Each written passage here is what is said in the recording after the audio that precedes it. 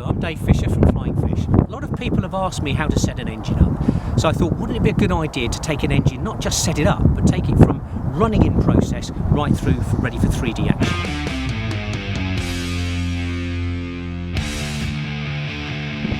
Here we have the model, which is a Raptor G4. The motor is installed with all the tubing. Let's have a think about some of the things that can cause problems. When you first get the 105, the bolt that retains the throttle arm here is not always tight. Make sure that it's Loctited and set up correctly. Then we want to set up throttle linkage and make sure that you have 100% travel from 0 to fully closed right the way up to fully open without any jamming. That's important. Moving on to fuel tubing, make sure that if it's a new engine, all the fuel tubing is new, including the clunk fuel line. Clunk fuel line silicon tubing is attacked by nitromethane fuel, and you'll find that sometimes a month, 2 months, the tubing goes very much like marshmallow, very soft and chewy. There are particles that can go into the needle valve and clog the engine up. So brand new fuel tubing on the clunk line and through the engine. This is a regulated engine, which means that it's pressurized fuel, and the back crankcase has a nipple on it here. As the engine runs, it pressurizes the tank up to probably about 13 psi above atmospheric pressure. This now is forced through the fuel line to the motor, and you have a little diaphragm here, and the vacuum in the engine as it runs changes, and this causes the diaphragm to move and let fuel in. Stops the engine flooding when it's not turning over. When it's running, it allows fuel in. So good fuel tubing. We have the fuel line here, which will require 10 centimeters between the fuel nipple and the check valve. The valve allows pressure to go through one way and not return to the engine. Make sure the valve is the correct way round. If it's the wrong way round, the engine won't run. And then any length from that valve to the top of the fuel tank. This will have a split, a three-way connector in here. This will allow us to release pressure after the engine has run. There. It'll also allow us to fuel it up. When that's out, we can now clamp the fuel to the engine. That's the fueling process and how it's plumbed. Moving on to the actual plug of the engine, make sure you use the correct plug. We won't go into this now, but the temperature of the plug is important. Use the manufacturer's recommended plug, which is an OS number 8 on here. And what we're going to do now is fill up and talk about the initial settings, the initial run.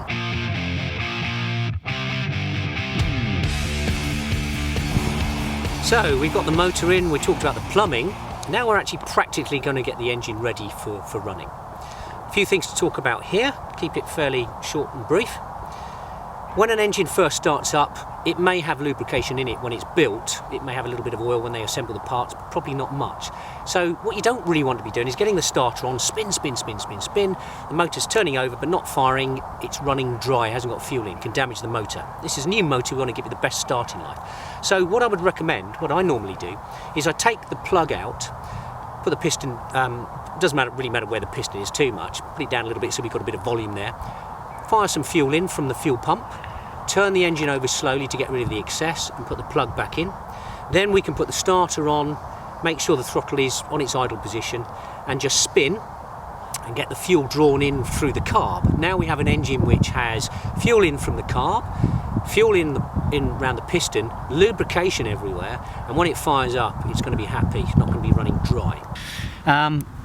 Let's take that plug out, ratchet off, spin it out. Watch you don't lose the washer. You're in the middle of a field, you lose the washer and now you can't find it, and you end up with putting the plug in without, and the compression ratio is wrong and so on. So look after that. There's the washer around there, brand new plug. We're going to put fuel into the cylinder of the engine. If I can just ask Paul here to support the heli for me. What I'm going to do is just prime that fuel line, and we'll just put this in here. It doesn't matter if you put too much fuel in here, because we're going to turn it over and get rid of the excess. Okay, so there we are, and we're just going to turn that like that. There's loads of fuel in there, just make sure, yeah, that was coming out. Excessive amount of fuel. Now what I'm going to do is just turn the engine over. Okay, so turn it by hand, and if you notice, it's expelling the excess fuel. Any excess fuel will be shot out either through the exhaust port or the head, and what that's done, it's lubricated the top end of the engine, the cylinder of the engine. We can now put the plug back in.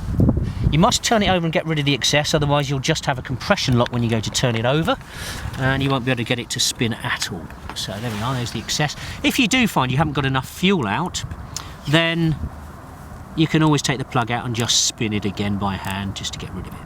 You can't really do much harm as long as you don't ram it over with a powerful starter, and there we go, powerful starter, and not getting rid of that excess. As long as you've got rid of the excess, you'll be fine. One of the things to be careful about is, I was talking about leaning and richening the mixture. Very often people say which way is lean and which way is richen. As we rotate clockwise, like your bath tap, as you rotate clockwise, that leans out. That shuts the fuel off, okay, on both needles. So clockwise leans out, anti-clockwise richens the helicopter. Let's talk about fuel. Very important. What we want to do with a nitro engine is stick with a constant fuel supply to the engine. We want to make sure that we don't keep changing nitro content, we don't change brand of fuel, oil contents, viscosity of oils, and so on. So what you want to do is stick with a brand that you're likely to stay with, and don't keep swapping, okay? Now, nitro content is very important for the engine. The OS 105 is designed for 15% nitro. Everyone wants more power, so they start putting more nitro in, and as you add more nitro, you get more oxygen produced, you then have more fuel going into the cylinder, which causes more compression, and then the engine can run badly if it's not shimmed correctly. The box will supply the motor with a standard shim, that's fine for 15. If you go to 20% fuel, an extra 1.1mm shim is advisable to go under the head, and if you then go to 30% nitro, it's advisable to put an extra 0.2mm shim in the head. Now let's explain this properly. Standard shim is 0.1, if you're 20% it's extra 0.1, and if you're 30% you have your 0.1 plus 0.2mm shim. Okay, so that's how we would shim it up. We have been doing a lot of experimenting with fuels. That's another subject, and we're finding that with the Opti 20-25%, with the mix we have, this engine will run with standard shimming on 20 and 25% fuel. Okay, here we go. We're going to start fueling up. So remove the plug in the top of the tank. We want to make sure we've clamped the engine here to make sure that we don't get any fuel going through into the engine. We're not likely to get a lot of fuel through into the engine because the diaphragm regulator will stop it going in, but clamp it anyway just to make sure. Here we go, fuel in now, and we'll just fill up that tank. Could take a while. One of the nice things about the regulated engine, not having pressure to the silencer, means that we can't overfill the tank and fill up the silencer full of fuel and lock the engine up. Here it'll just come out the top of the tank through the breather here. Notice we have a filter in the fuel line as well. Many people say, oh, don't put a filter in there because you're filtering your fuel from the fuel tank here, from your actual main storage tank, and you're not going to have any mess or muck or debris in the fuel in the tank at all. Well, that's not strictly true. What you tend to find is this fuel, when it's filtered from the factory, goes through paper filters, and you get minute amounts of fibre, paper filter fibre going in, so small. But if you're using over a period of 6 months, a year with your fuel pump, those bits of fibre will actually work their way through the fuel line. It's much better to capture that fibre in that fuel filter than get it into your car, because it's going to be a lot more tricky to clean the carb out. There we go. I haven't let it come out the vent, but we're pretty well full there. Let's plug, there we are, the vent, and let's plug fill line, and now we can switch on the fuel ready to the engine. Just a quick reminder, the manual says 2.5 turns open on the main, and on the mid we're going to go 1 1/4 turns out as well. That's all ready. So the next stage is we've primed the top of the engine. We want to get fuel into the carburetor. So now with my prepared starter, this at the moment isn't ready to fire up. We haven't even got the radio on. We just make sure that the motor is on idle, and all we're doing is just getting fuel into the engine before we start the motor.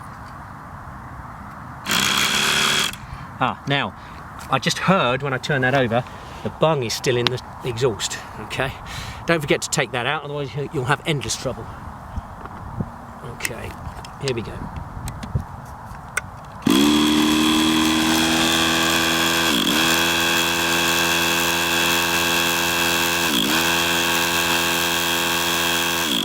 Okay, not intending to run this, all we do is getting fuel in. And when the throttle is closed right down, you don't tend to get very much fuel in. So I'm just opening the throttle a fraction. That should be fine. We're ready to now put the radio on and go for our initial start up of the motor.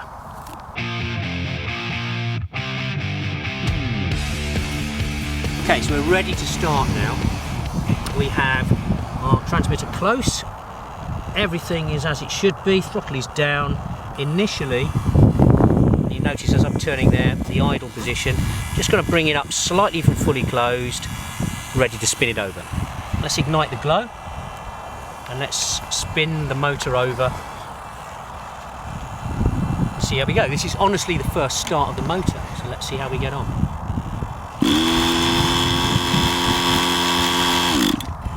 Just check the glow's gone off, so let's try again. There we go, look at that. Now the idle is too low, so I'm just going to bring that up slightly. But you can see that priming of the engine from the back of the carb, top of the cylinder, has allowed it to fire up with none of this spin, spin, spin where it's all dry. Here we go, let's try again.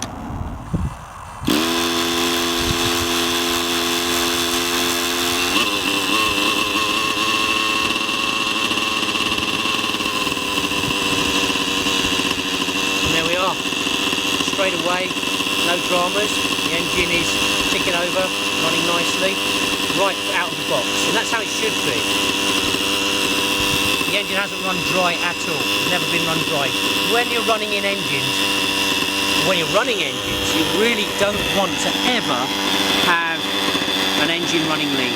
If you have an engine that's run lean, it's starting to take precious bits of metal off the engine and destroy the actual internal components. So running lean is a no-no. You can never do the engine any harm running it rich. Everyone's questing for more power, but if you run it a little bit rich, it'll give power for longer. So we're ready now to lift the machine up into the air. We don't really know where the mixture settings are, top and bottom, until we fly it. And what we're going to do is just lift it up into the air, get it airborne. If it's too rich, it won't fly. If it's too lean, you'll hear it start to, the sort of noise will be, when you hear that hunting noise, whatever you do, get it down and richen up the needles. Don't adjust your mid-range at the moment, leave that with our rich settings, 1 1/4 open. Just open the top end up if it's running lean, but I think you'll find we'll be on the rich side, so let's give it a fly. We're going to get my friend Phil to fly the machine, which is his machine. The reason being is this is mode 2 and I fly mode 1, so if you say why is Dave not flying it, purely that's the reason. I can also chat and tell you about what's going on with the tuning and setting of the engine. We're just going to get Phil to lift it into the air.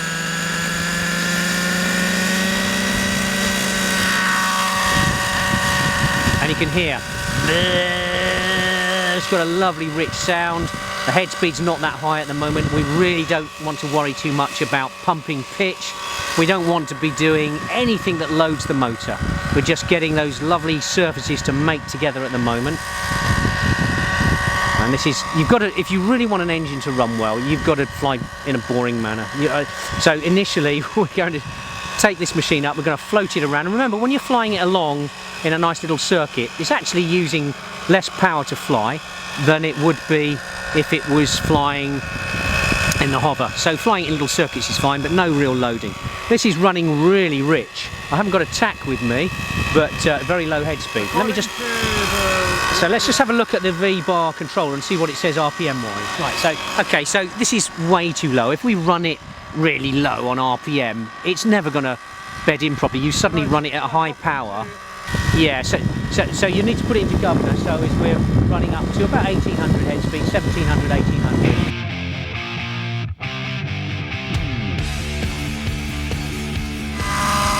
Okay, Phil's adjusted his governor setting, so he's got the 1750, 1800 head speed.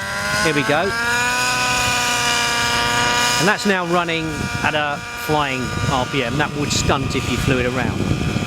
Okay, so what we're establishing here is that machine lean or rich? Well, it's got a lovely sort of mumbled sort of sound to it. It's not screaming, it's not running rich.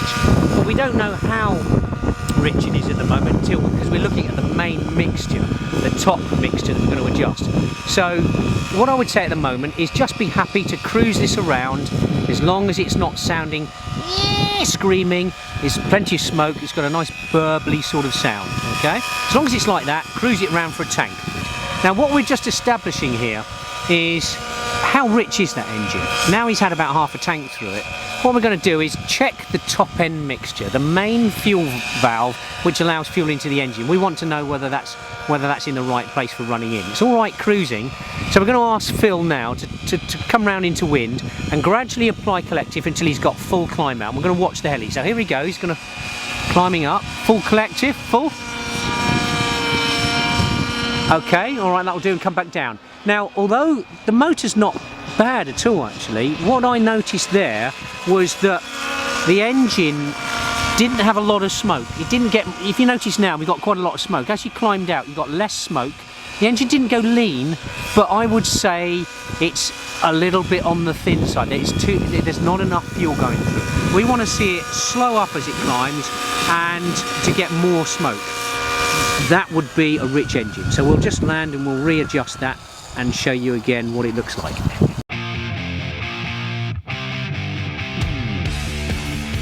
We've asked Phil to be gentle. He wants to just open this throttle up and go for it. Just told me it's hard to, it takes a lot of concentration to keep off the power, but you have to really. Okay, so we've come out to 2 turns out now, so this should be really rich. And you can tell just on the initial lift off. Right, let's get into idle up. Okay, so he's going to do the same again. There we go, climbing out. 12. That's full. Okay, look, that's full, and you notice that the smoke got denser as it climbed. It had a lovely pull out, climbs nicely. So let's bring it down again, check your fuel level. There's the richness.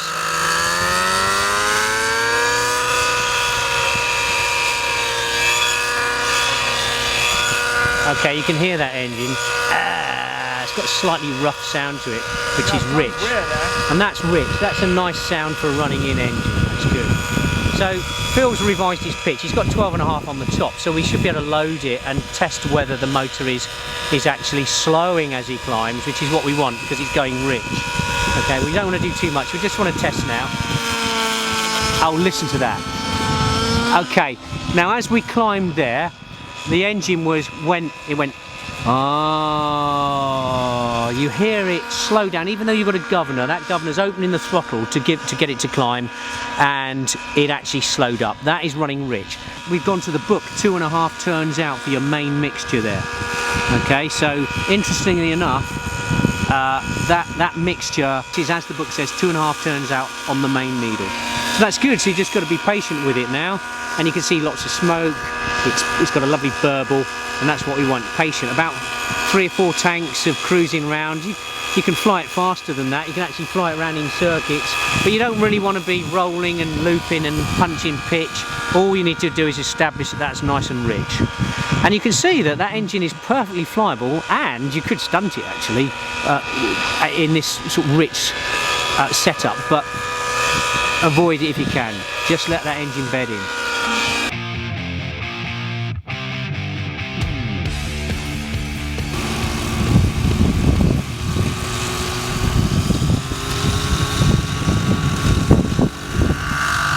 You notice the thing can hardly get airborne. Okay, so now Phil's gone into 1860 head speed rather than 1760. So he's now letting the engine do a little bit more RPM, but the same mixture setting.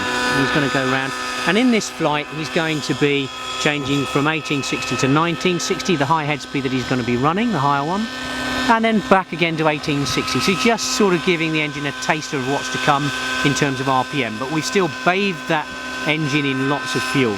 What you will find is the engine will start to run richer, and there he goes to his 1960, start to run richer as it beds in, because you start to get more compression, draws more fuel in, and it starts to get richer and richer.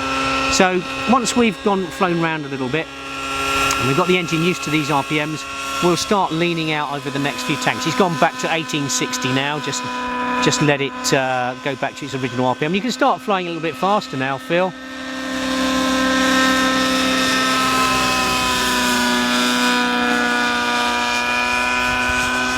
The more you can actually take care with an engine at this stage, the better it will be. One time we used to run engines in for about 5 gallons, but most people die of boredom now, I think, when they're used to their electric plug and play.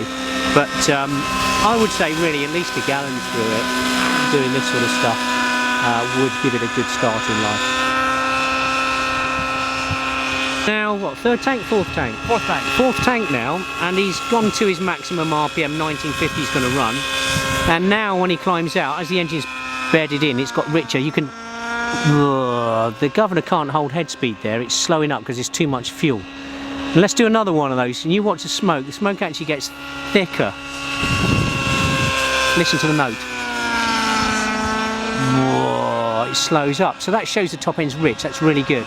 And Phil's just starting to load the machine a bit more, and he's climbing a bit more. He just started doing a few loops and rolls and flying around, loading slightly, but not too much, just getting it going. So we haven't done any leaning out of the mixture yet. All we've done is change the RPM and load the motor a bit more. Okay, so I was saying while Phil was flying that the engine, as it beds in, it starts to, the surfaces mate better and you get better compression, so the engine actually starts to get richer as you run in. What we're finding now after a few tanks of fuel is that the engine is distinctly slowing up as you put your pitch in. So we're going to start leaning out now. We've progressively increased the head speed and got it used to running a little bit faster. We've got a little bit more load on it. Now we'll just bring it in, and if you look, we're just going to come in 1, 2, 3 clicks on the top end. And what we can do is fly that around for a few more tanks, and then we gradually get it to this stage where it climbs out with no noticeable change when we get to full climb out. That is providing you haven't put silly amounts of pitch in on the engine. This is running 12.5 degrees and pulls it easily. Once we got that sorted, we can start thinking about fine-tuning the mid-range. But at the moment, the mid-range left at 1.25 open is absolutely fine. So let's get it going again and get Phil flying some more. Okay, so what I want to establish here is to show that it's still rich. Okay, we've leaned out a little bit, but if Phil, when he does anything where it involves a bit of collective and cycling, whoa, the engine slowed up, and he didn't really push the machine very hard. It just slowed, it sort of slowed a little bit because the engine hasn't got the setting that it needs to hold head speed. But you can see he's throwing it around a bit more, still totally comfortable to cope with the demands of what he's doing, but it does slow a little bit, and that's good. We're just loading it a bit, taking it off load, loading again. But I just wanted to try and establish that when it's rich, you will hear a note change, quite a note change on the motor when he actually kicks over.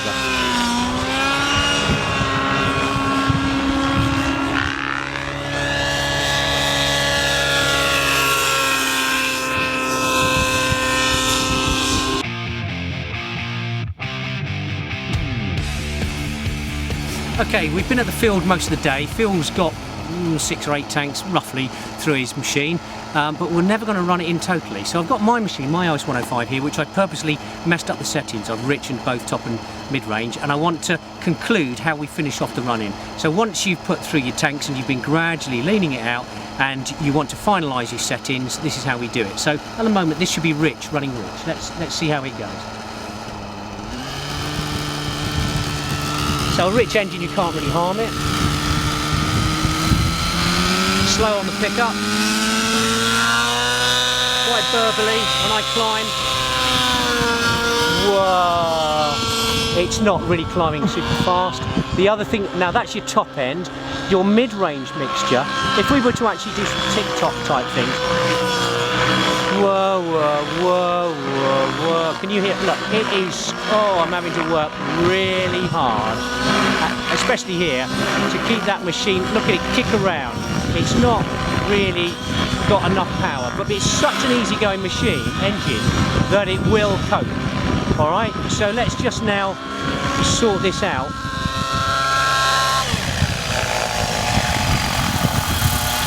So first of all, we do top end, always top end. Let's walk over and have a look.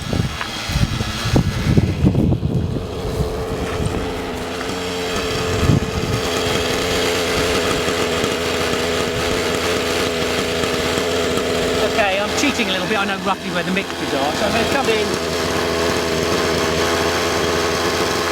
about a quarter of a turn on the top end. I'm going to fly that, then I'm going to finish off with the mid-range, alright? So we keep adjusting the top end till we get a good climb out, and then we go on to the mid-range.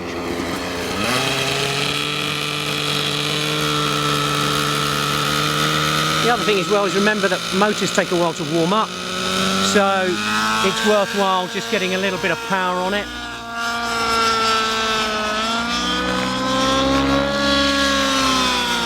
And you notice now the thing's a different animal. Look at the way it's moving, okay? The climb, look at it climb. It's almost climbing at the same rate as it's descending, okay?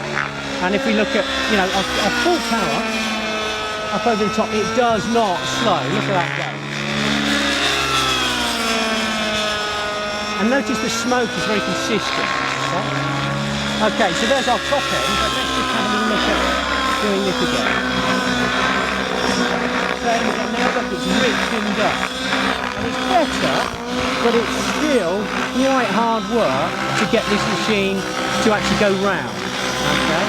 So tick-tops are really the way to sort out your mid-range mixture. Okay? So let's sort the mid-range out.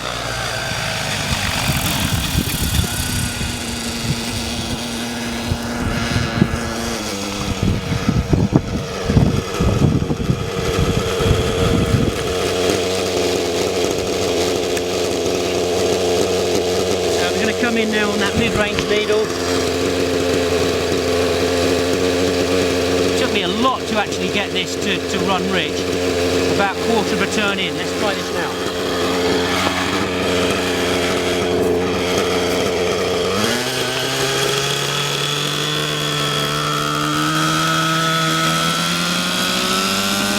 People there. Yep. Notice the machine is more sprightly. Straight off, and it's got a cleaner sort of sound.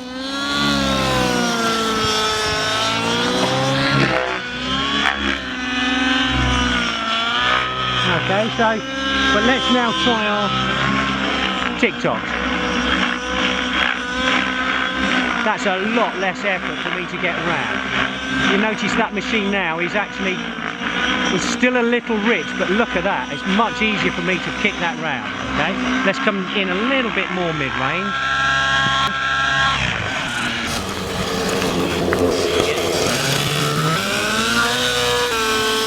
Remember to warm the machine up, okay, before you go for final setting.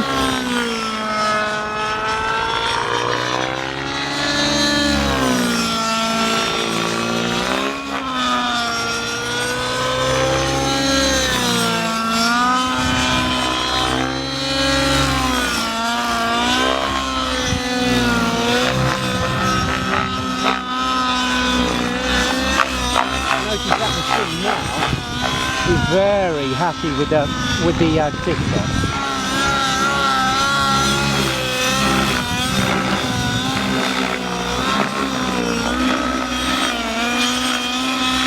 We're also listening to the machine. Does it get scratchy? Does it get hot? Does it hang when we throttle off? We'll set that. But if we look at our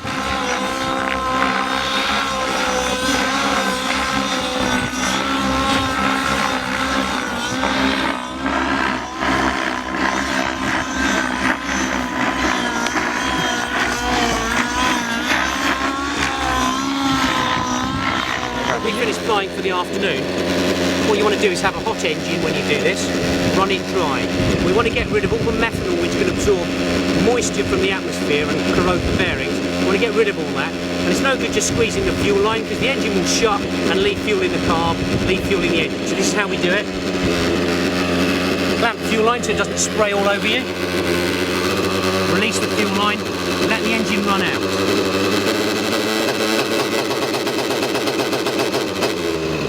And when you heard that, that's actually what I was talking about when it's hunting. If it does that after hitting the hold, doing an auto rotation after you've run it hot, if it does that, that's running lean. It's running lean there because we took the fuel off. So what I'm going to do now, quickly, we've run out the fuel from the carb. We just spin it now until it will not run anymore. We've still got plenty of oil in the engine. We want to get rid of the methanol.